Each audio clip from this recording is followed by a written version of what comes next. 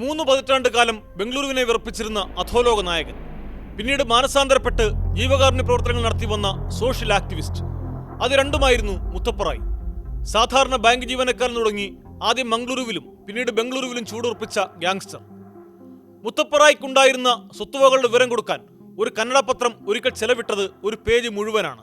ആ പേജിൽ ഒതുങ്ങുന്നതിലധികം സ്വത്തുക്കളുണ്ടായിരുന്നു റായ്ക്കെന്നാണ് പറയപ്പെടുന്നത്. കർണാടകയിലെമ്പാടും ഭൂസ്വത്തും കമ്പനികളുടെ ഷെയറുകളും ആഡംബര വാഹനങ്ങളുമൊക്കെയായി കോടിക്കണക്കിന് രൂപയുടെ സമ്പത്താണ് മുത്തപ്പ റായ്ക്കുണ്ടായിരുന്നത്. 2020 മെയ് 15-ന് 68-ാം വയസ്സിൽ തലച്ചോറിൽ അർബുദം ബാധിച്ച് മരിക്കുന്നതിന് ദിവസങ്ങൾക്ക് മുമ്പ് മുത്തപ്പ റായ് പറഞ്ഞത് മരണത്തെപ്പോലും തനിക്ക് ഭയമില്ലെന്നായിരുന്നു.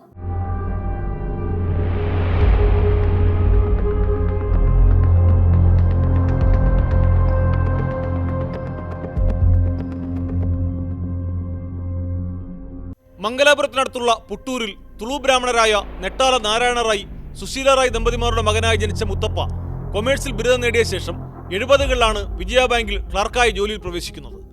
അതേ കാലത്ത് തന്നെ ബംഗളൂരുവിലെ ബ്രിഗേഡ് റോഡിൽ ഒമർ ഖയ്യാം എന്ന പേരിൽ ബാർ ആൻഡ് ക്യാബറയും മുത്തപ്പ റായ് നടത്തിയിരുന്നു. നഗരത്തിലെ അധോലോക സംഘങ്ങൾ ബാറിന്റെ നടത്തിപ്പിന് ഭീഷണിയായപ്പോൾ ബിസിനസ് സംരക്ഷിക്കാൻ വേണ്ടിയാണ് മുത്തപ്പ ആദ്യം ആയുധമെടുക്കുന്നത്. അത് ബംഗളൂരുവിന്റെ ചരിത്രം തിരുത്തിയ അധോലോക നായകനിലേക്കുള്ള വളർച്ചയുടെ തുടക്കമായിരുന്നു.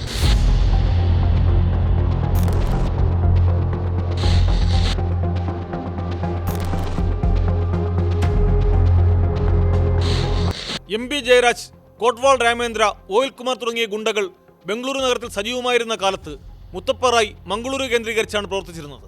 കോട്ട്വാൾ രാമേന്ദ്ര തന്റെ സഹോദരനെ ആക്രമിച്ച് പരിക്കേൽപ്പിച്ചപ്പോൾ അതിന് പക വീട്ടാൻ വേണ്ടിയാണ് മുത്തപ്പ റായ് ബംഗളൂരു അധോലോകവുമായി ഇടഞ്ഞത്.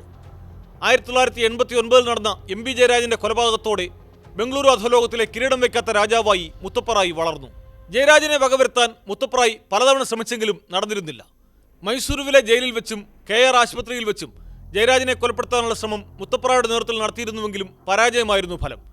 ഒടുവിൽ മുംബൈ അധോലോകത്തു നിന്നും ഷാർപ്പ് ഷൂട്ടർമാരെ ഇറക്കി പട്ടാപ്പകലായിരുന്നു ജയരാജിനെ തീർത്തത്.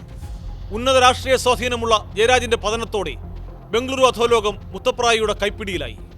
ഇതോടെ കുപ്രസിദ്ധിയാർജിച്ച മുത്തപ്പ റായിക്ക് ദാവൂദ് ഇബ്രാഹിമുമായും അടുത്ത ബന്ധമുണ്ടായിരുന്നു. അമർ ആൽവ, ഓയിൽ കുമാർ, ശരഷെട്ടി എന്നിവരെല്ലാം മുത്തപ്പയുടെ തോക്കിനിരയായി. ജീവൻ ഭീഷണി ഉണ്ടായതോടെ മുത്തപ്പ റായ് ആദ്യം മുംബൈയിലേക്കും പിന്നെ ദുബായിലേക്കും താമസം മാറി. 2002-ൽ ദുബായിൽ നിന്ന് ഇയാൾ ഇന്ത്യയിലേക്ക് നാടുകടത്തപ്പെട്ടു. CBI, ഇന്റലിജൻസ് ബ്യൂറോ, റോ, കർണാടക പോലീസ് തുടങ്ങിയ നിരവധി അന്വേഷണ ഏജൻസികൾ മുത്തപ്പ റായിയെ ചോദ്യം ചെയ്തിരുന്നു. എന്നാൽ തെളിവുകളുടെ അഭാവത്തിൽ പല കേസുകളിലും വെറുതെ വിട്ടു. ഏതാനും വർഷങ്ങൾക്കകം മുത്തപ്പ ജയിൽ മോചിതനായി. ഇതിനിടെ വധശ്രമം ഉണ്ടായതോടെയാണ് മുത്തപ്പ മാനസാന്തരപ്പെട്ടു തുടങ്ങിയതെന്നാണ് വിവരം. 2008-ൽ മുത്തപ്പ റായ് ജയ കർണാടക എന്ന പേരിൽ ഒരു സാമൂഹ്യ സേവന സംഘടന തുടങ്ങി. അതിന്റെ ബാനറിൽ നിരവധി ജീവകാരുണ്യ പ്രവർത്തനങ്ങൾ ഇദ്ദേഹം നടത്തിയിട്ടുണ്ട്. ഇതിനു പിന്നാലെ തുളു, കന്നഡ സിനിമകളിലും അഭിനയിച്ചു.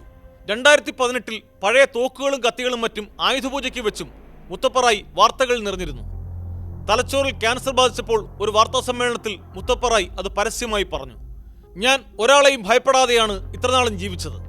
മരണം തൊട്ടടുത്ത് നിൽക്കുകയാണെന്നറിയാം" എന്നായിരുന്നു ബംഗളൂരുവിലെ പഴയ ഡോണിന്റെ വാക്കുകൾ. മുത്തപ്പയുടെ മരണശേഷം ഏതാനും വർഷങ്ങൾക്കിപ്പുറം വിവേക് ഒബ്രോയ് നായകനായ റായ് എന്ന സിനിമ ആ ജീവിതം വെള്ളിത്തിരയിലെത്തിച്ചു. മരണം ആരെയും വിശുദ്ധരാക്കില്ല. എന്നാൽ ചെയ്ത തെറ്റുകളിൽ പശ്ചാത്തപിച്ച് ആയുധം താഴ്വെച്ച ശേഷം മുത്തപ്പ റായ് ചെയ്ത സാമൂഹ്യ സേവന പ്രവർത്തനങ്ങൾ അദ്ദേഹത്തെ വേറിട്ട് നിർത്തുന്നു. കൂടുതൽ വാർത്തകൾക്ക് News 18 Keralam YouTube channel subscribe ചെയ്യുക.